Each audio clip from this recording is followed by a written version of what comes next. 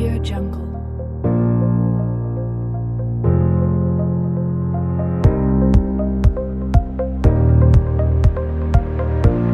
Audio Jungle.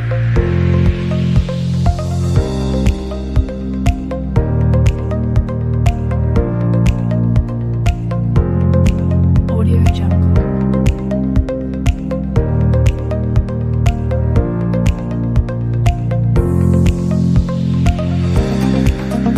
Audio Jungle.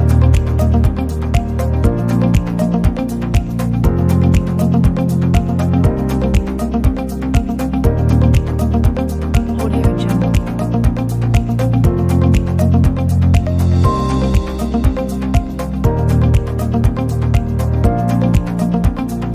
Audio Jungle.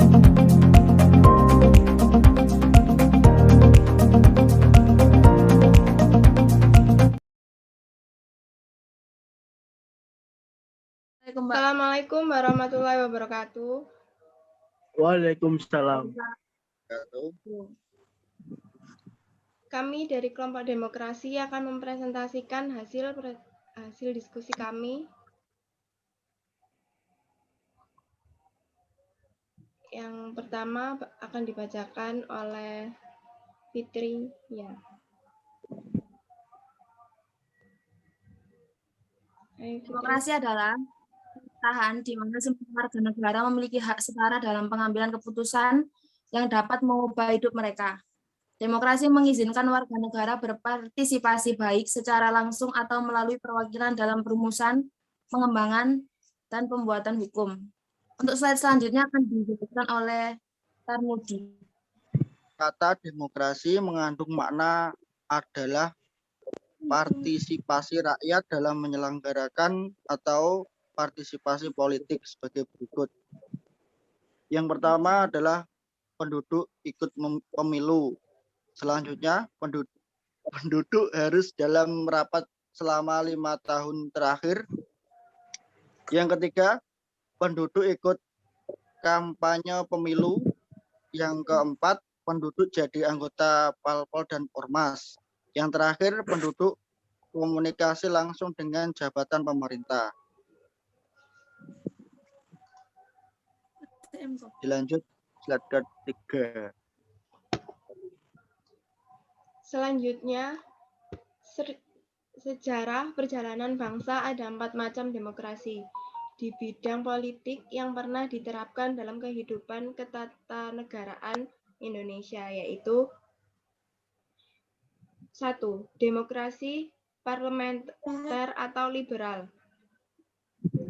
Demokrasi ini dipraktikkan pada masa berlakunya UUD 1945 periode pertama, kemudian dilanjutkan pada berlakunya Konstitusi Republik Indonesia Serikat atau UUD RIS. Demokrasi ini secara yuridis resmi berakhir pada tanggal 5 Juli 1959 bersamaan dengan pemberlakuan kembali UUD 1945.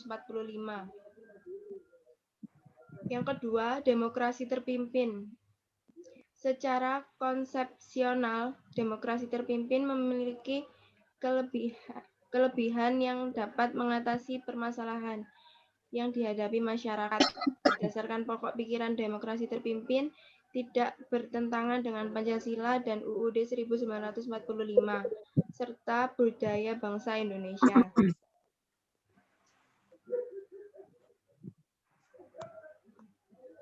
Tiga, demokrasi Pancasila pada era Orde Baru. Munculnya demokrasi Pancasila adalah adanya berbagai penyelewengan dan permasalahan yang dialami oleh bangsa Indonesia pada berlakunya demokrasi parlementer dan terpimpin. 4. Demokrasi Pancasila pada era Orde Reformasi. Demokrasi yang dijalankan pada masa reformasi ini masih tetap demokrasi Pancasila. Selanjutnya, yang dibacakan oleh Mas Nando.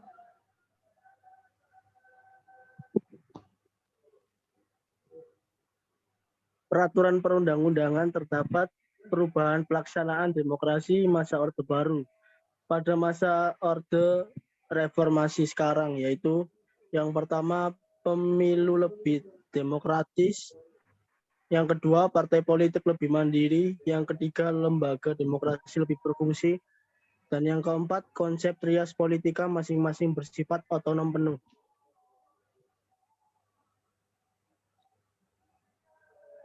Sekian presentasi dari kelompok kami. Kurang lebihnya mohon maaf.